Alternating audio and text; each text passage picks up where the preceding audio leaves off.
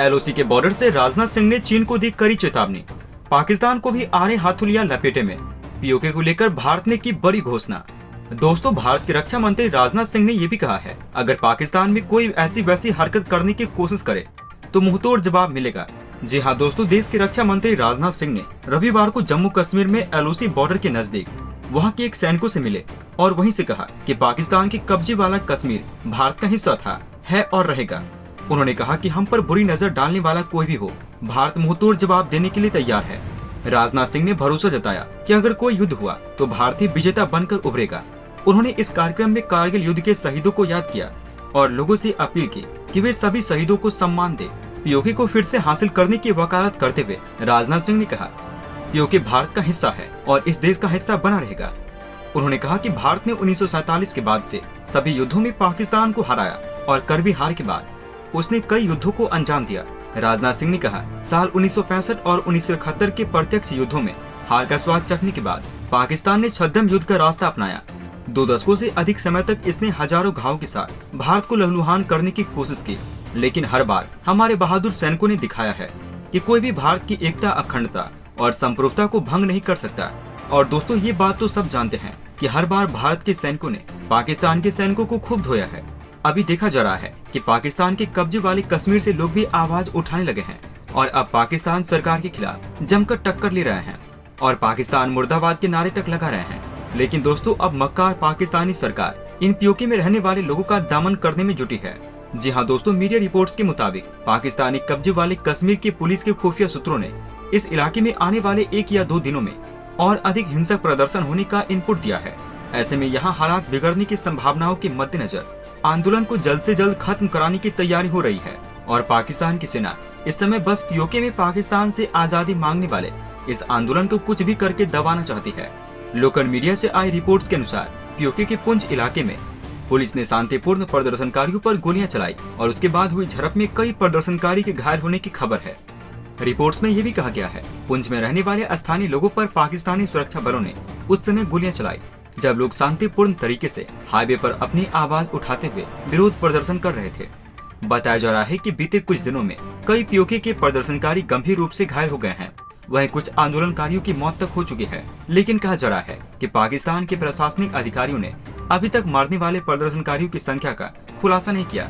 दोस्तों, ये तो सच है जो अब सामने निकल के आ रहा है कि अब पाकिस्तान अधिकृत कश्मीर के लोग भी पाकिस्तान से आजादी की मांग कर रहे हैं, क्योंकि कंगाल होता पाकिस्तान अब उनकी जरूरतें पूरी नहीं कर पा रहा है और साथ ही साथ उनके संसाधनों का उपयोग करता है, लेकिन उनको फूटी कौड़ी तक नहीं देता है।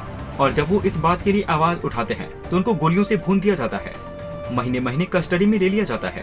पाकिस्तानी सैनिक तो वहाँ के लोग पर कई तरह के अत्याचार करते हैं। लेकिन दोस्तों, भारत अच्छी तरीके से जानता है कि ये सारी हरकत कौन कर रहा है, कौन पाकिस्तान को अपने इशारे पर नचा रहा है, कौन पाकिस्तान में पीओके में उठ रही आवाजों को दबाने के लिए पाकिस्तान को बोल रहा है। जी हाँ दोस्तों, इन सब के पीछे कोई और नहीं बल्कि चीन है। जी हाँ दोस्तों, ये तो आप जानते हैं कि चीन भारत को घेरने का कोई भी मौका नहीं छोड़ना चाहता और इसलिए चीन ने अपने पालतू कुत्ते के रूप में पाकिस्तान को पाल रखा है, जिसको जब चीन भौंकने के लिए कहता है तब वो भारत पर भौंकता है।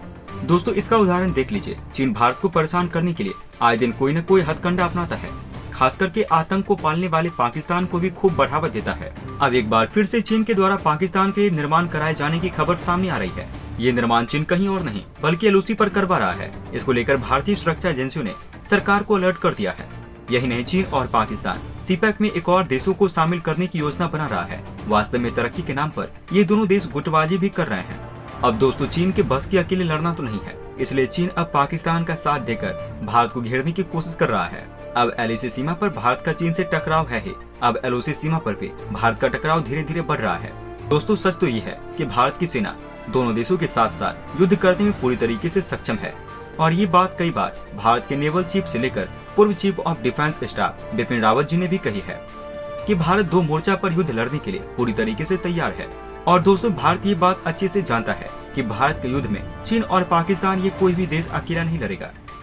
अगर भारत का युद्ध चीन से हुआ तो पाकिस्तान आएगा ही आएगा और अगर भारत का युद्ध पाकिस्तान से हुआ तो चीन आएगा ही आएगा। लेकिन दोस्तों, अब एलओसी सीमा की तरफ ही चीन एलओसी सीमा के नजदीक भी बेहतर इंफ्रास्ट्रक्चर का निर्माण कर रहा है, जो कि भारत के लिए चिंताजनक है। दोस्तों, अब इसकी शुरुआत हो चुकी है। एक अंग्रेजी मीडिया रिपोर्ट्स के अनुसार एक चीनी निर्माण कंपनी ने पाकिस्तान के कब्जे वाले कश्मीर यानी कि पीओके में अपना ऑफिस बनाया था। यहीं से ये कंपनी मुजफ्फराबाद और अथमाकम से सटे इलाकों में किए जा रहे कार्यों को कंट्रोल कर रहे थे।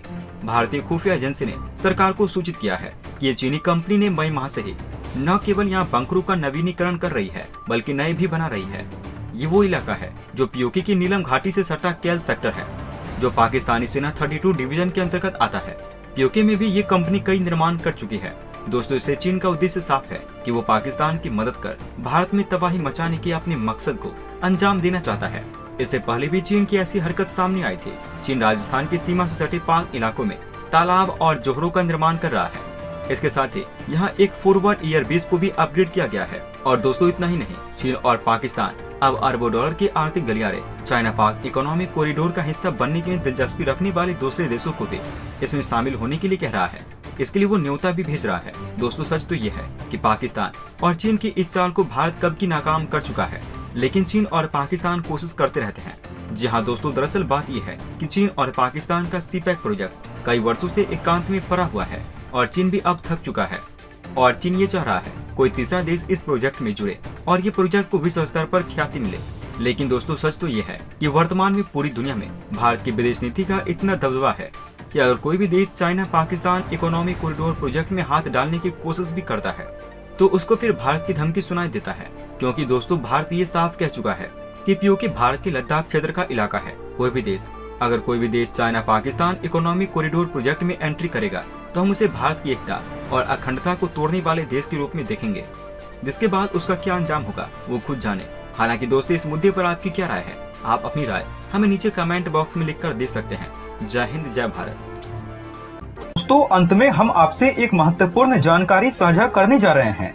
नीचे डिस्क्रिप्शन में दिए गए लिंक पर जाकर आप इंडियन आर्मी मर्चेंडाइज खरीदकर सपोर्ट कीजिए और पूरे देश का हौसला बढ़ा दीजिए। जाने से पहले वीडियो को लाइक और शेयर करें तथा चैनल को सब्सक्राइब करना न भूलें। तब तक के लिए धन्यवाद। जय हिंद, जय भारत। अच्छा सुनो, चैनल को सब्सक्राइब करो, उसके बाद घंटी बजा देना ताकि अगली वीडियो आपसे मिस न हो पाए। Thank you.